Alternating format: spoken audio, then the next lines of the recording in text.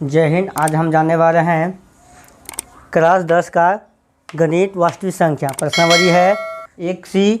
ठीक है, तो यहाँ पर 1-2 का ए है। यहाँ पर है क्या चीज़, वो परिमेय संख्याएं दशमलव के रूप में शांत होती है या अशांत होती है। ठीक है, अब देखिए यहाँ पे वो परिमेय संख्या किसको बोलें, जो मतलब जाते रहे, ये नहीं कहते हैं, जो जाते रहेगा उसी को क्या बोलते हैं, वो परिमेय संख्या। और वो शांत किसको बोलते हैं, वही चीज़ हुआ उनका उसी वही मतलब हो गया। जैसे कि मान लो कोई झगड़ा करता है गाँव में, क्या होता है, बच्चे के बात पर बड़ा बड़ा झगड़ा हो जाता है, होता है ना। वो मतलब क्या होता है, केस मुकदमा सब हो जाता है। वो शांत नहीं हुआ, वो क्या हो गया, अशांत है, यानी कि जाते रहेगा झगड़ा, जितना मतलब केस करना पैसा लगाते रहो, वही क्या हुआ, अशांत हो गया। ठीक है, शांत किसको बोलते हैं, जो मतलब 10 मिनट गाड़ी दिए, गाड़ी देने के बाद चुप, उसी को क्या बोलते हैं, शांत बोलते हैं। यहाँ पे वो परिमेय संख्या तो वही बात हुआ, झगड़ा करते रहो। ठीक है, वही वो परिमेय संख्या उसी को बोलते हैं। तो यहाँ पे क्या होगा, जब वो परिमेय संख्या होगा तो उसका शांत ही होगा। वो परिमेय संख्या जो होता है कभी रुकता नहीं है, और शांत भी कभी रुकता नहीं है, वो जाते रहेगा।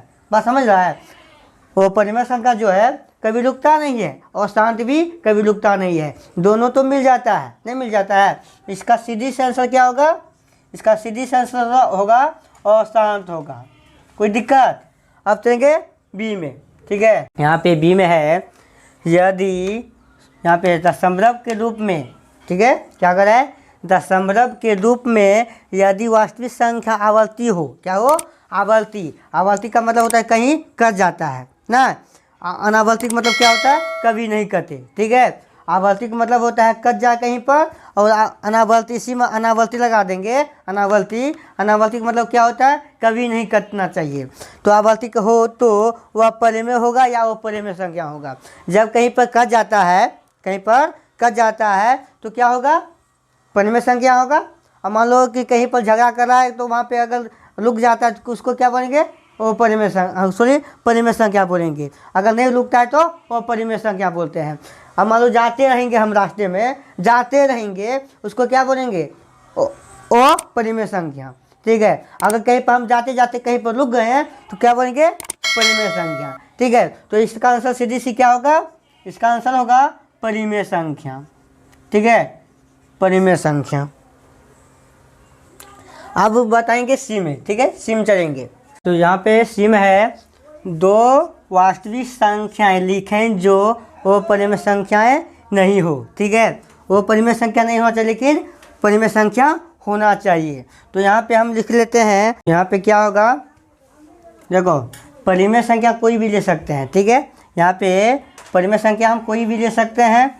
जैसे कि हम लेते हैं 4/5। ठीक है, अगर हम 4 से भाग देते हैं 5 में तो पूरी कट जाता है। ठीक है, हम कोई भी लेते हैं।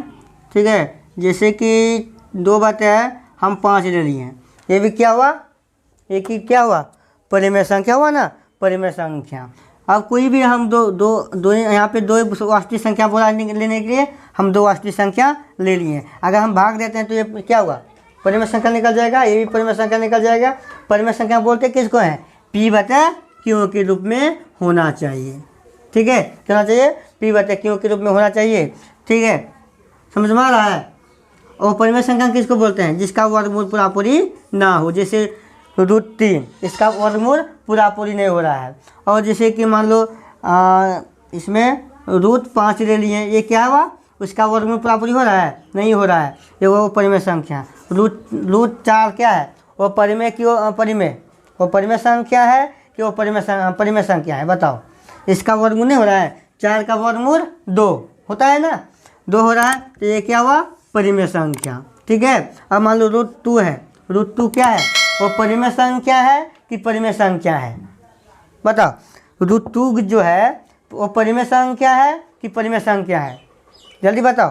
क्या होगा, इसका वर्गमूल हो रहा है पूरी नहीं हो रहा है, तो क्या होगा, अपरिमेय संख्या होगा, अपरिमेय संख्या हो सकता है, होगा। ठीक है, जिसका वर्गमूल पूरी नहीं हो उसको हम बोलेंगे अपरिमेय संख्या, जिसका वर्गमूल पूरी हो रहा है उसको बोलेंगे परिमेय संख्या। हम कुछ भी ले सकते हैं, यहाँ पे 2 बोला है ना, हम ले सकते हैं 7 भी ले सकते हैं, 6 भी ले सकते हैं, 6 तो लिए हैं, 5 ले सकते हैं, 1 ले सकते हैं, कुछ भी मतलब ले सकते हैं। ठीक है, परिमेय संख्या कुछ भी ले सकते हैं, सिर्फ क्या होना चाहिए, वो परिमेय संख्या नहीं होना चाहिए, जिसे कि मतलब रूट में होना नहीं चाहिए। जैसे रूट 3 हुआ, रूट 5, रूट 2, रूट 4, ये रूट 2 4 क्या है, वो परिमेय संख्या, हाँ सॉरी परिमेय संख्या है। ठीक है, कोई भी ले, यहाँ पे 2 को बोला है, इसमें हम कोई भी एक 2 को ले सकते हैं इसमें। ठीक है, वो परिमेय संख्या नहीं होना चाहिए, लेकिन परिमेय संख्या होना चाहिए। चलिए हम चलेंगे डी में। ठीक है, चलिए यहाँ पे डी में है क्या है, वो परिमेय संख्या। पाई का मान किस परिमेय संख्या के बहुत निकट है। ठीक है, किस में, तो यहाँ पे एक ऑप्शन आपका ये होगा 22/7, आपको पता होना चाहिए। ठीक है, 22/7, और एक होता है क्या चीज़, कितना होता है, 355/113 होता है। ठीक है, चलिए हम चलेंगे ई नंबर में। अब यहाँ पे ई नंबर में है 3.14267 का पी बटे क्यों रूप में क्या होगा, यानी कि अंश बटे हर में लाना है। ठीक है, भिन्न में बदलना है, इसका मतलब भिन्न में बदलना है। तो भिन्न में कैसे बदलेंगे, यहाँ पे कितना है 3.14267 है ना। इनको जब दशमलव में, यानी कि भिन्न में बदलना है, तो दशमलव को उड़ाना पड़ेगा। दशमलव जब उड़ाएंगे तो 1 पर कितना शून्य होगा, 1 पर जो होगा शून्य कितना है, यहाँ पे 2 4 6 ना, यहाँ पे 6 शून्य उतार देंगे। ठीक है, 3 होगा 4 5 6, यही क्या हुआ, भिन्न में बदलना हो गया, यही आंसर हो गया। आज इतना ही रहने देते हैं। ठीक है, नेक्स्ट वीडियो में फिर मिलेंगे। जय हिंद, जय भारत।